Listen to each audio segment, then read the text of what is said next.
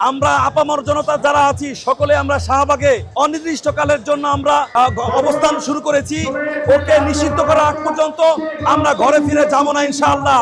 এই স্বৈরাচারী শেখ হাসিনা শাপলা চত্বরে হাজার হাজার ওলামা কেরামদেরকে তারা নৃশংসভাবে হত্যা করেছে। তাদের ফাঁসি না হওয়ার আগ পর্যন্ত, তাদেরকে কাঠগড়ায় দাঁড়ানোর আগ পর্যন্ত আমরা এই শাহবাগ থেকে আমরা যাব না ইনশাআল্লাহ।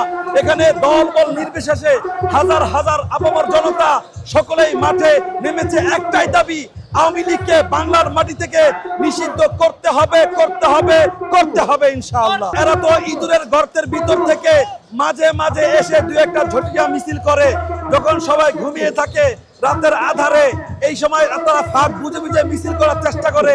আমরা তাদেরকে যেখানেই পাবো সেখানেই উৎখাত করব, যেখানে তাদেরকে পাবো ধরে ধরে থানায় আমরা সোপর্দ করে দেব। আর একটা আওয়ামী লীগের দোসর যেন রাস্তায় নেমে তারা মিছিল করতে না পারে, সেই অবস্থানে আমরা সেই অবস্থা এখান থেকে গড়ে তুলবো। প্রত্যেকটা পাড়ায় পাড়ায় মহল্লায় মহল্লায় আওয়ামী লীগের বিরুদ্ধে আমরা দুর্গ গড়ে তুলবো ইনশাআল্লাহ।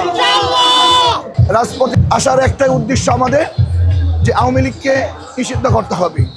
যতক্ষণ পর্যন্ত আওয়ামী লীগ নিষিদ্ধ না হবে এই শাহবাগ ছেড়ে আমরা কখনো যাব না। আমরা এই যতক্ষণ পর্যন্ত আমাদের ইউনূস সরকার আমাদেরকে রুটম্যাপ না দিবে, আওয়ামী লীগ কবে নিষিদ্ধ হবে, কখন নিষিদ্ধ হবে, যদি রুটম্যাপ না দেয় তাহলে আমরা এই শাহবাগ ছেড়ে কখনো যাব না।